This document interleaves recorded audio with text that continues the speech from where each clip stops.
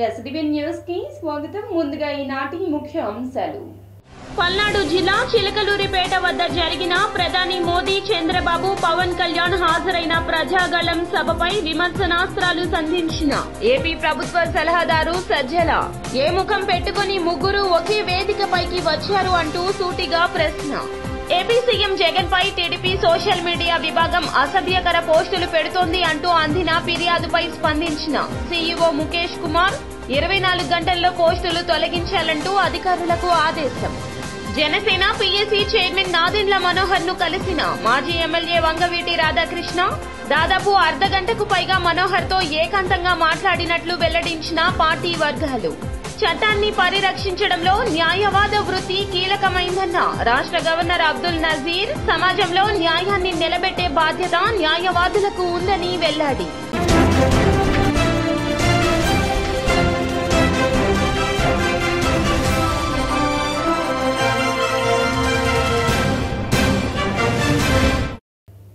ఇక డీటెయిల్స్ చూస్తే చిలకలూరిపేటలో జరిగిన ప్రజాగళం సభపై ప్రభుత్వ సలహాదారు సజ్జల విమర్శనాస్త్రాలు సంధించారు. ప్రధాని మోదీని చంద్రబాబు నోటికొచ్చినట్లు తిట్టారు. మళ్లీ ఇప్పుడెందుకు కలిశారో ప్రజలకు సమాధానం చెప్పగలరా అంటూ సజ్జల నిలదీశారు. 10 ఏళ్ల తర్వాత మళ్లీ అదే డ్రామా మొదలుపెట్టారు. ప్రజలకు ఏం చేస్తారో చెప్పలేదు, కానీ సీఎం జగన్ పై విమర్శలు చేశారు. సభ జరుపుకోవడం చేతకాక పోలీసులపై విమర్శలు చేస్తున్నారు. కనీసం ఒక చిన్న సభ నిర్వహించడం చేతకాకపోతే రాష్ట్రానికి ఏం చేయగలరు అంటూ ధ్వజమెత్తారు. సభ అంటూ పిలిచి ప్రధానిని అవమానించారని విమర్శించారు. ఇక ఏపీలో వైసీపీ, కాంగ్రెస్ ఒకటేనని, ఆ 2 పార్టీల నాయకత్వాలు ఒక కుటుంబం నుండే వచ్చాయని ప్రధాని మోదీ చేసిన వ్యాఖ్యలను సజ్జల ఖండించారు. ఆ రోజు ఏవైతే హామీలు ఇచ్చారో ప్రత్యేక హోదాతో సహా ఇవన్నీ కూడా తర్వాత ఏమయ్యాయి? అలాగే ఆ కూటమి అధికారంలోకి వచ్చాక ఇక్కడ బీజేపీ వాళ్ళు పార్టిసిపేట్ చేశారు కేబినెట్లో, మంత్రివర్గంలో. కేంద్రంలో చంద్రబాబు నాయుడు గారి పార్టీ, తెలుగుదేశం పార్టీ ఎంపీలు వాళ్ళను అక్కడ కేబినెట్లో భాగస్వామ్యం తీసుకున్నారు. సో ఇది నిజమైన కూటమి లాగే నడిచింది. అలాంటి వాళ్ళు ఇచ్చిన హామీలు ఏమాత్రం అమలు చేశారు? మీ అందరికి గుర్తుంటుంది 2014లో పొత్తు పెట్టుకోవడమే కాదు, 100ల కొద్దీ హామీలు గుప్పించడమే కాదు, అప్పుడు నారా చంద్రబాబు నాయుడు అనే సంతకంతో ముగ్గురి ఫోటోలు పెట్టుకొని ఇటు మోడీ, అటు చంద్రబాబు నాయుడు, ఇక్కడ పవన్ కళ్యాణ్ గారు. సరే, ఎన్టీఆర్ ఆయనంటే ఎన్నికల సమయంలో అక్కడ పక్కన దుమ్ము దులిపి తీసి పెట్టుకుంటాడు, మళ్ళీ అయిపోగానే పక్కన పెట్టేస్తాడు ఈయనకు అవసరమైనప్పుడు. అప్పటికి ఇప్పటికీ బహుశా నేను అనుకోవడం తేడా అంటే 10 ఏళ్ళు అయింది కాబట్టి కొంచెం వయసు పెరిగింది, గడ్డాలు వచ్చింటాయి, ఇంకొంచెం నెడిచింటాయి, డిఫరెంట్ కాస్త ఫోటోల్లో తేడా కనపడుతుందేమో అని. మిగిలిందంతా సేమ్ వాళ్లే. కింద నారా చంద్రబాబు నాయుడు సంతకం.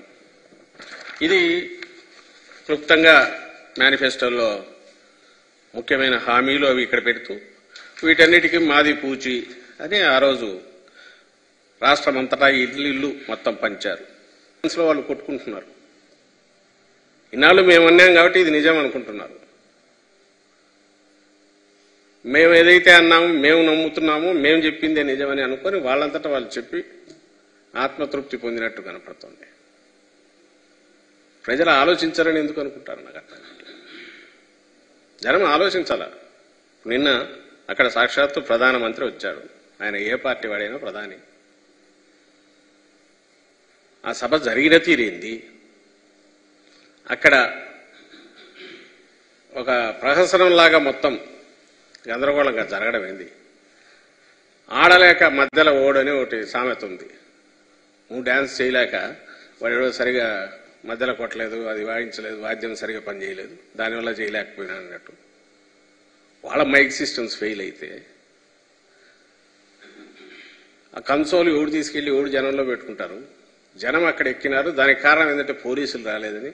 ఏ పార్టీ దీనికైనా సరే పెద్ద ఎత్తున కార్యకర్తలు చేరిన చోట పోలీసులు ఒక స్టేజ్కి ఉంచిపోలేదు. మా పార్టీ అయినా సరే నచ్చజెప్పాలని చూస్తారు, ఇది చూస్తారు తప్ప ఏదో వచ్చి లాఠీలు పట్టుకుని కొట్టరు, తొయ్యరు. మనకు టీడీపీ అధినేత చంద్రబాబుకు ఎన్నికల సంఘం నోటీసులు జారీ చేసింది. 24 గంటల్లో పోస్టులు తొలగించాలని ఆదేశాలు జారీ చేశారు. వైసీపీ ఎమ్మెల్సీ లేళ్ల అప్పిరెడ్డి ఫిర్యాదుపై సీఈఓ ముఖేష్ కుమార్ స్పందించారు. ఏపీ సీఎం వైఎస్ జగన్ పై టీడీపీ సోషల్ మీడియా విభాగం అసభ్యకర పోస్టులు పెట్టారంటూ అందిన ఫిర్యాదు మేరకు మాజీ సీఎం చంద్రబాబుకు ఎన్నికల సంఘం నోటీసులు జారీ చేసింది. టీడీపీ అధినేత చంద్రబాబు ఎన్నికల నియమావళిని ఉల్లంఘించారు అంటూ వైసీపీ ఎమ్మెల్సీ లేళ్ల అప్పిరెడ్డి ఈసీకి ఫిర్యాదు చేశారు. జనసేన పీఎస్సీ చైర్మన్ నాదెండ్ల మనోహర్ ను మాజీ ఎమ్మెల్యే వంగవీటి రాధాకృష్ణ కలిశారు. గుంటూరు జిల్లా తెనాలిలోని జనసేన పార్టీ కార్యాలయంలో దాదాపు అర్ధ గంటకు పైగా మనోహర్ తో ఏకాంతంగా మాట్లాడినట్లుగా పార్టీ వర్గాలు చెప్తున్నాయి. 2004లో కాంగ్రెస్ పార్టీ తరపున తొలిసారిగా విజయవాడ తూర్పు నియోజకవర్గం నుండి ఎమ్మెల్యేగా రాధాకృష్ణ గెలుపొందారు. 2009లో ప్రజారాజ్యం నుంచి 2014లో వైసీపీ నుంచి పోటీ చేసి ఓటమి చెందారు. కాలక్రమంలో వైసీపీకి దూరమైన ఆయన టీడీపీలో చేరారు. తాజాగా టీడీపీ జనసేన బీజేపీ పొత్తుతో ఎన్నికలకు వెళ్తున్న వేళ ఆయన మనోహర్ ను కలవడం ప్రాధాన్యత సంతరించుకుంది. చట్టాన్ని పరిరక్షించడంలో న్యాయవాద వృత్తి కీలకమైందని రాష్ట్ర గవర్నర్ అబ్దుల్ నజీర్ వెల్లడించారు. బెజవాడ బార్ అసోసియేషన్ ఆధ్వర్యాన విజయవాడ తుమ్మలపల్లి కళాక్షేత్రంలో నిర్వహించిన బార్ డే కార్యక్రమానికి రాష్ట్ర గవర్నర్ అబ్దుల్ నజీర్ ముఖ్య అతిథిగా హాజరయ్యారు. ఈ సందర్భంగా ఆయన మాట్లాడుతూ ప్రపంచంలో అతిపెద్ద ప్రజాస్వామ్యం న్యాయ వ్యవస్థలో న్యాయవాద వృత్తి ఒక భాగమన్నారు. సమాజంలో న్యాయాన్ని నిలబెట్టే బాధ్యత న్యాయవాదులకు ఉందన్నారు. వారు జవాబుదారీతనంగా ఉండాలంటూ సూచించారు. Advocates authorized to practice in all the courts of the country. The Advocates Act 1961 was enacted for the purpose of amending and consolidating law relating to legal practitioners and also for providing the constitution of All India Bar Council. Legal profession is the bedrock of justice as it is vested with the responsibility and accountability to uphold fairness and justice in the society. Justice is the cornerstone of any civilized society, and legal professionals are entrusted with the sacred duty of preserving justice. You must ensure that the scales of justice remain balanced and that every individual receives fair treatment under the law. Legal professionals are the guardians of individuals' rights, and you must ensure that everyone gets a free and fair trial, due process, and prevent discrimination. In order to carve out a niche in legal profession, young lawyers must adhere to well-established principles of legal profession and abide by the code of ethics. It does not mean that elder lawyers should not follow the ethics. రాష్ట్రంలో ముస్లింలకు అనాదిగా అన్యాయం జరుగుతూనే వస్తుందని AP రాష్ట్ర ముస్లిం చైతన్య వేదిక అధ్యక్షులు నాగుల్ మీరా మండిపడ్డారు. గాంధీనగర్ ప్రెస్ క్లబ్ నందు మీడియా సమావేశంలో ఆయన మాట్లాడుతూ తమకు ఏ రాజకీయ పార్టీ కనీసం ఒక్క ఎంపీ సీటు కూడా కేటాయించలేదంటూ ఆవేదన వ్యక్తం చేశారు. వక్ఫ్ బోర్డు పేరుతో ముస్లింలను మోసం చేస్తున్నారని, ముస్లింలకు జరుగుతున్న మోసంపై తమ సంస్థ తరపున చైతన్య పరుస్తున్నామని పేర్కొన్నారు. Journalist club press club Vijayawada వాళ్ళకి ధన్యవాదాలు తెలియజేస్తూ ఈరోజు ఇక్కడ ముస్లిం చైతన్య వేదిక నిర్వహించే ప్రెస్ క్లబ్ మీట్లో ముఖ్యంగా మేము తెలియజేయాల్సింది ఏంటంటే రాష్ట్రంలో విభజిత ఆంధ్రప్రదేశ్ ఏర్పడ్డ తర్వాత పాలక ప్రతిపక్షాలు రెండూ కూడా విపరీతమైనటువంటి నష్టాన్ని ముస్లింలకు చేస్తున్నాయి. ఉన్నటువంటి 4% రిజర్వేషన్ కూడా ఉంటుందో వెళుతుందో అని చెప్పి ఒక డైనమా పరిస్థితుల్లో ప్రజలందరూ కూడా ఉండే పరిస్థితి ఇవాళ. మొన్నటిదాకా చూస్తే ఎన్డీఏలో భాగస్వామిగా ఉండి ఉన్నటువంటి పాలకపక్షం పార్లమెంట్లో మద్దతు తెలిపితే ఇప్పుడు బాహాటంగా ప్రతిపక్షంగా ఉన్నటువంటి వాళ్ళు కూడా సిఐఏకి మద్దతు తెలుపుతున్నారు. మాకు అభ్యంతరం లేదు.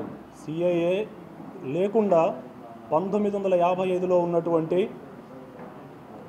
పౌరసత్వ ఆంధ్రప్రదేశ్ ముస్లిం చైతన్య వేదిక రాష్ట్ర అధ్యక్షుడిని ఈరోజు మీడియా సమావేశం నిర్వహించడానికి కారణం, ఆంధ్రప్రదేశ్లో 12% ముస్లిమ్స్ ఉన్నాం. వీటికి కనీసం ఒక ఎంపీ స్థానాన్ని కూడా కేటాయించకపోవడం చాలా దారుణం, ఇరు పార్టీలు ఏరైనా సరే. అలాగే వక్ఫ్ బోర్డు ల్యాండ్ ఎన్నో ఉన్నాయి. వక్ఫ్ బోర్డు ల్యాండ్ చట్టాలన్నీ తీసుకొచ్చి ఏవేవో ఈ మొత్తం కూడా ముస్లిమ్స్ అందరినీ కూడా తప్పుదోవ పట్టిస్తున్నారు. ఇలాంటప్పుడు ఏంటంటే ముస్లిం అందరూ కూడా ఒక చైతన్యం పరచాలని చెప్పి ఇక్కడ పార్టీలు ఏ పార్టీలు మద్దతు తీయకుండా మేము చైతన్యం పరచడానికి ఒక సంవత్సరం నుండి కృషి చేస్తున్నాము. అదేవిధంగా ఈరోజు కూడా ఏ పార్టీకి మేము మద్దతు లేకుండా ఓన్లీ ముస్లిమ్స్ మన స్థితిగతులు తెలుసుకొని మనందరూ కూడా ఐక్యతంగా ఉండాలి.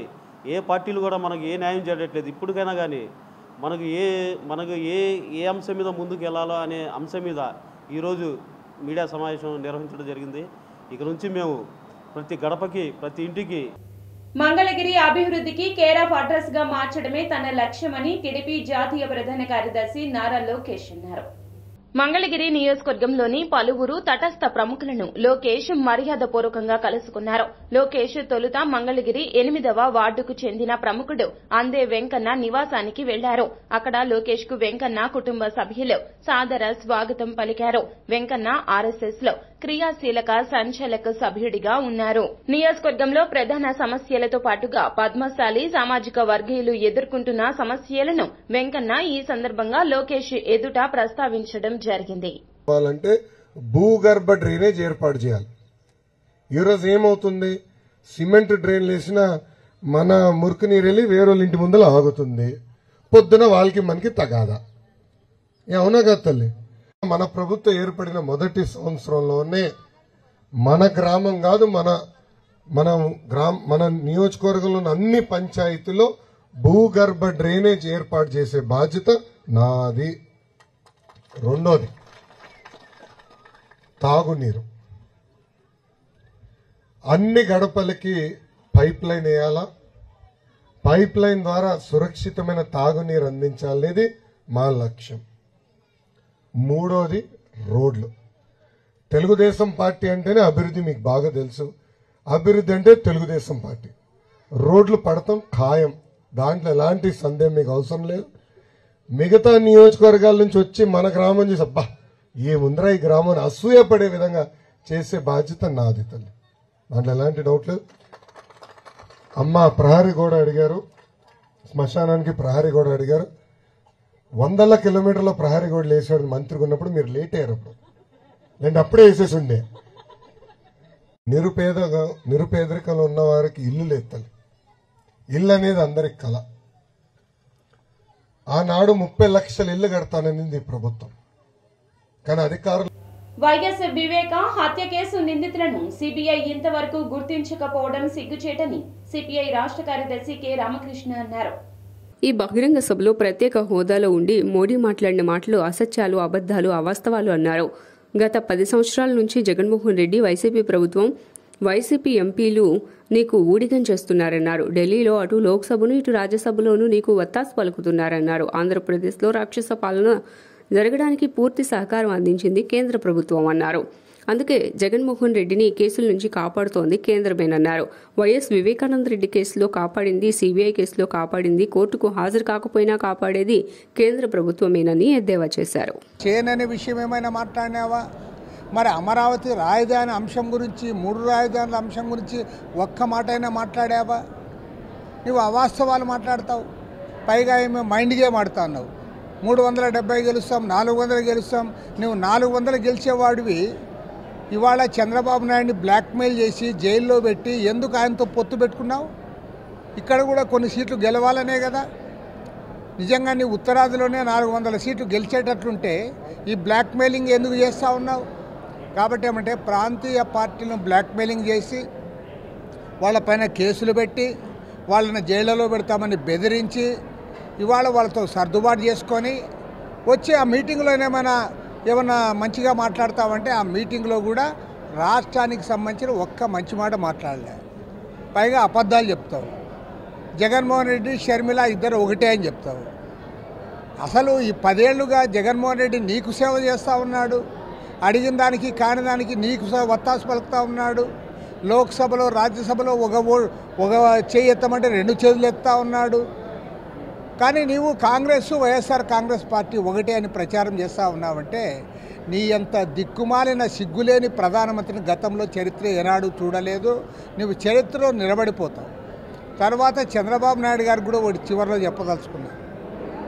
చంద్రబాబు నాయుడు నువ్వేమంటూ వాస్తవాలు మాట్లాడాలి. ఓకే, నీ అవసరాల కోసం నువ్వు ఆయనతో కలిశావు, నువ్వు ఆయన ఇంద్రుడు చంద్రుడు అని పొగుడుతావు. పోయినసారి ఎలక్షన్లోనేమో ఇతను పెద్ద దుర్మార్గుడు, ఇలాంటి వాడు దేశంలోనే ఉండకూడదు, ఇతను ఒక టెర్రరిస్ట్ అని చెప్తేవి. ఇప్పుడు అప్పుడే నీకు ఇంద్రుడు చంద్రుడు అయిపోయినా. కాబట్టి ఇప్పుడు నీ అవసరాల కోసం నువ్వు కలిశావు, నిన్ను బ్లాక్మెయిల్ చేసి కలుపుకున్నారు. అది జనానికి అంతా తెలుసు, మీ తెలుగుదేశం పార్టీ వాళ్ళకు కూడా తెలుసు, నీకు ఇంకా బాగా తెలుసు, పవన్ కళ్యాణ్కి కూడా తెలుసు. ఏ స్థానాలు అనేది ఇప్పటికే కాంగ్రెస్ పార్టీ ఒక దఫా చర్చలు చేశాం. ఈరోజు రేపట్లో మరో దఫా చర్చలు చేసిన తర్వాత మేము సిపిఎం ముందుగా మాట్లాడుకుంటాం. అదేవిధంగా కాంగ్రెస్ పార్టీ నాయకులతో కూడా సంప్రదింపులు కొనసాగుతూ ఉన్నాయి.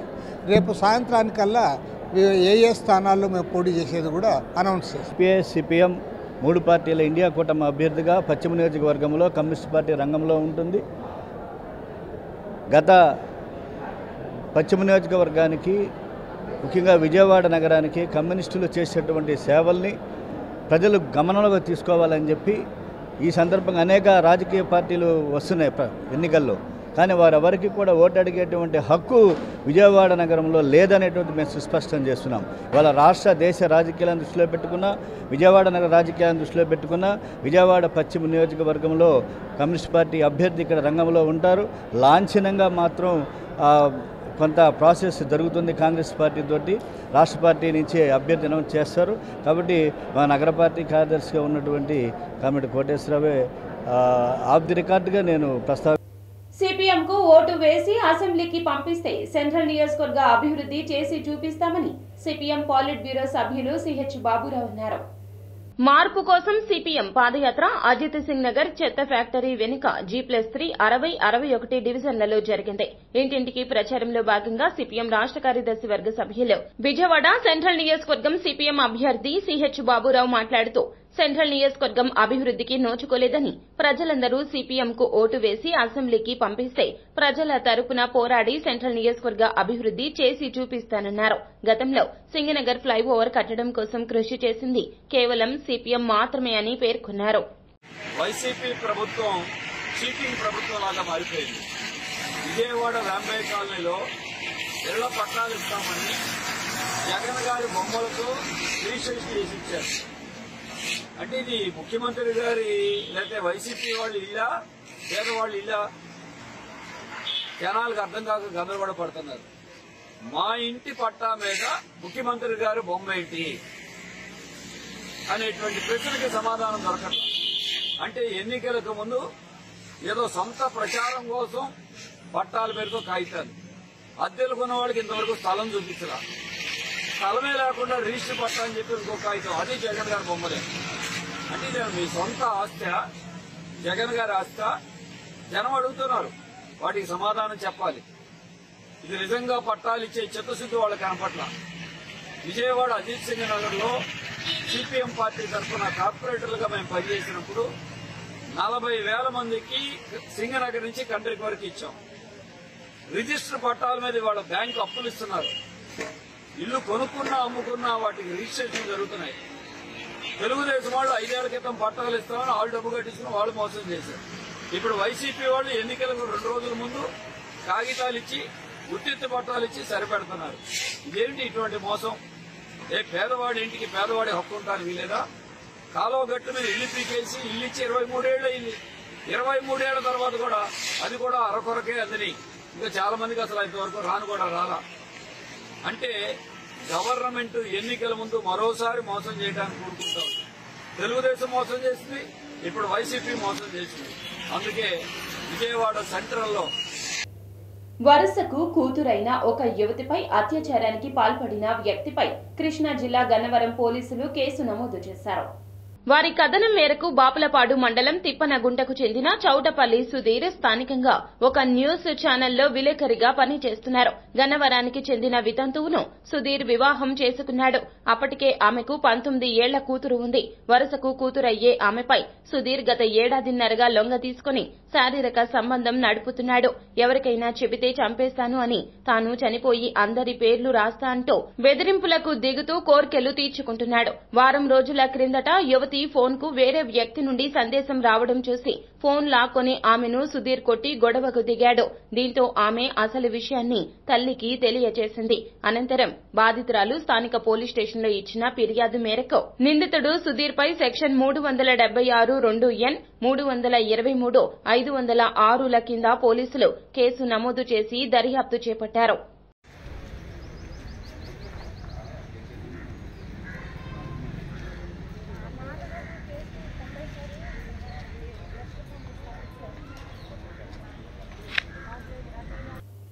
పవన్ కళ్యాణ్ 500 కోట్ల రూపాయలు తీసుకుని 21 సీట్లకు సరెండర్ అయిపోయారని ప్రజాశాంతి పార్టీ అధినేత కేఏ పాల్ మండిపడ్డారు.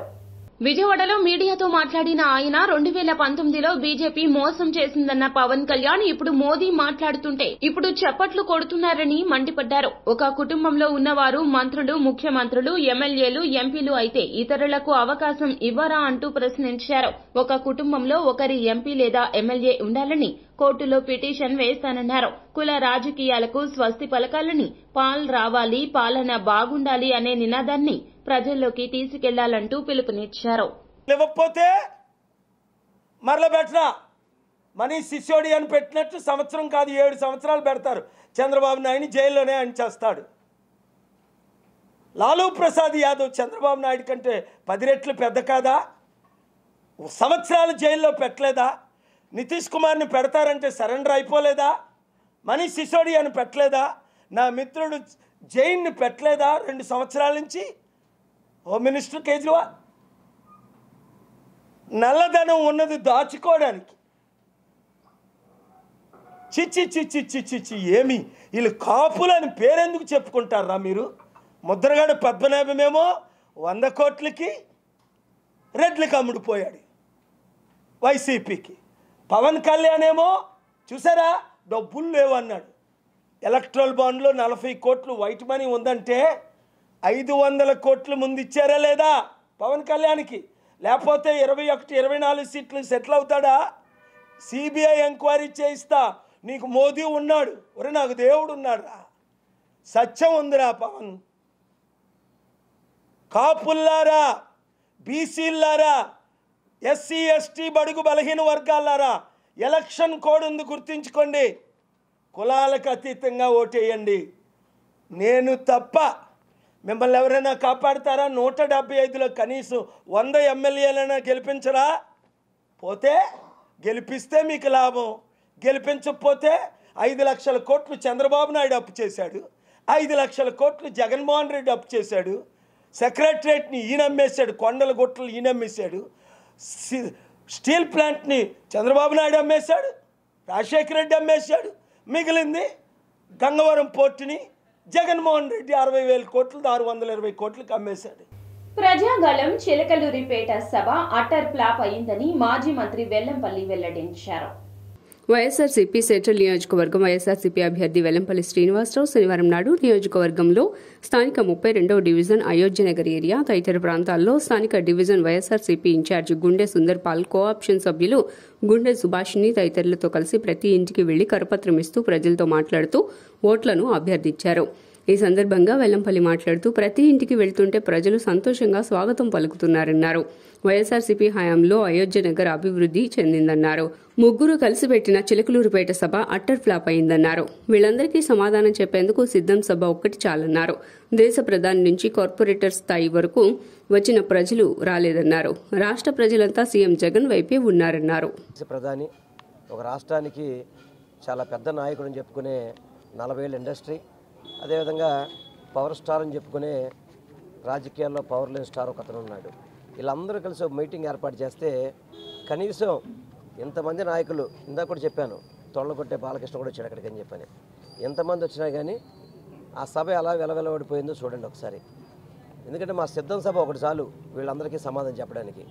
సిద్ధం సభ ఎలాగుంది, ఇంతమంది గుంపుగా వచ్చి దేశం నుంచి దేశ ప్రధానమంత్రి దగ్గర నుంచి కింద కార్పొరేట్ స్థాయి వరకు అందరూ వచ్చారు అక్కడికి. కానీ ప్రజలు రాలేదు అక్కడికి. ఎందుకంటే ప్రజలంతా కూడా జగన్మోహన్ రెడ్డి గారితో పాటు ఉన్నారు. జగన్మోహన్ రెడ్డి గారు పరిపాలన చేస్తానని చెప్పారు, జగన్మోహన్ రెడ్డి గారు మంచి చేస్తానని చెప్పారు. అందుకే చిలకలూరిపేట మొత్తం కూడా అట్టర్ ఫెయిల్యూరు. అదేవిధంగా ఇక్కడ కూడా కొబ్బరి బొండం ఒకడు ఉన్నాడు, ఇక్కడ కుళ్ళిపోయిన బొండం. ఆ నీళ్లు తాడానికి పనికిరాదు, ఆ కొబ్బరి తినడానికి పనికిరాదు. అటువంటి కొబ్బరి బొండం ఒకటి ఉంది ఇక్కడ.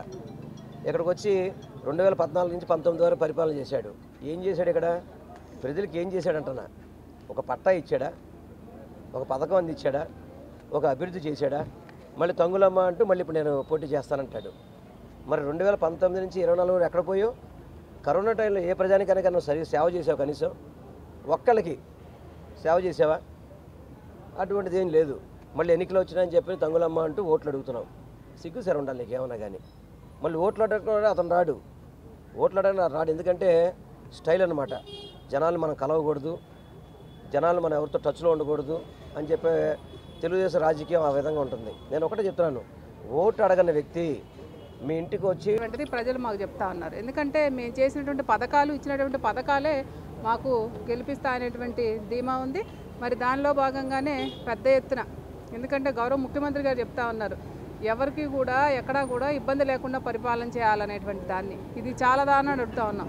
కానీ ప్రతిపక్షాలు ఓట్లేయండి అని ఇళ్ళు చుట్టూ తిరుగుతూ ఉన్నాయి. నిజంగా 14 to 19 పరిపాలనలో ఇది చేశామో, ప్రజలకు మా వల్ల ఇది మంచి జరిగిందని ఎక్కడన్నా ఒకటన్నా చెప్పుకోవాలనేటువంటి స్కీమ్ కానివ్వండి, మేము ఇది చేశాము అనేటువంటిది కానీ తెలుగుదేశం డిక్షనరీలో ఎక్కడన్నా ఉందా అండి?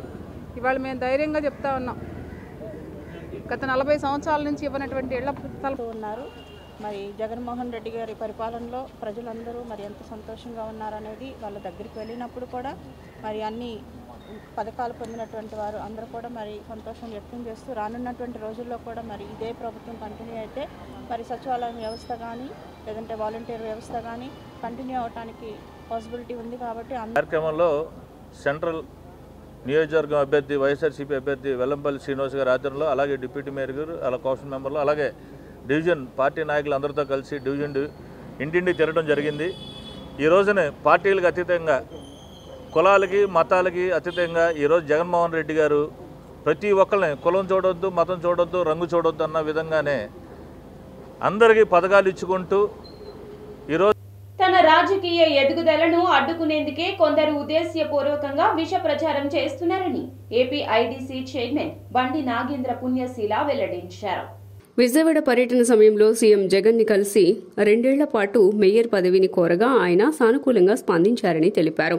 తనకు ఉన్నత పదవి రాకూడదనే కుట్రలో భాగంగానే కొందరు తనపై అసత్య ప్రచారం చేస్తున్నారని, దీనిపై సైబర్ క్రైమ్ కు ఫిర్యాదు చేస్తామని ఆమె స్పష్టం చేశారు. తాను కబ్జాలకు పాల్పడుతున్నట్లు చేస్తున్న ఆరోపణలను పుణ్యశీల ఖండించారు. పండ్ల వ్యాపారులు లారీలు అడ్డుపెట్టి ట్రాఫిక్ కు అంతరాయం కలిగిస్తున్నారని, తన భర్త ప్రశ్నిస్తే బురద జల్లే ప్రయత్నం చేస్తున్నారంటూ ఆమె మండిపడ్డారు. విజయవాడ వాస్తవ్యులందరికీ నేను సుపరిచితురాలిని. అలాగే జగన్మోహన్ రెడ్డి గారికి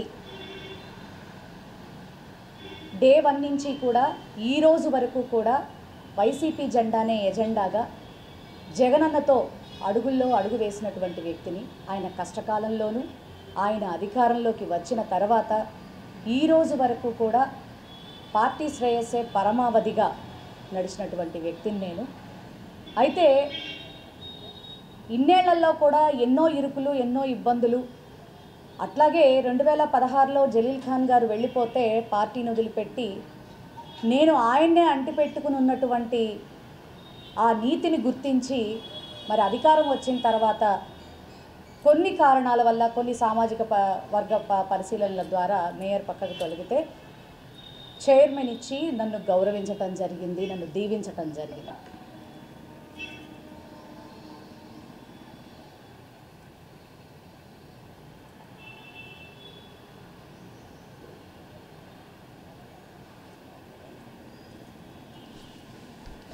ప్రభాస్ కాలేజ్ దగ్గర కండెలు అమ్ముకునే వాళ్ళేం చిరు వ్యాపారస్తులు కాదు. పెద్ద పెద్ద లారీ లోళ్ళన్నీ రోడ్ల మీద అడ్డంగా పడేసి ప్రజలకు ట్రాఫిక్కి ఇబ్బంది కలిగిస్తూ వ్యాపారాలు చేసేటటువంటి వ్యక్తులు.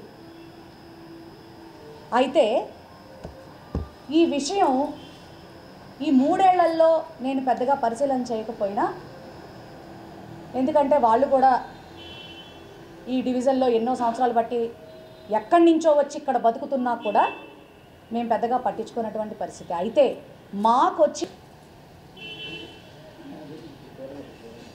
మీరు చూడొచ్చు ఆ స్లిప్పులో, అన్నా మిమ్మల్ని నమ్ముకున్నటువంటి వ్యక్తిగా, మీకోసం కష్టపడినటువంటి వ్యక్తిగా రిమైనింగ్ 2 years మీరు అద్భుతంగా మరలా ముఖ్యమంత్రి కాబోతున్నారు, మిగిలిన 2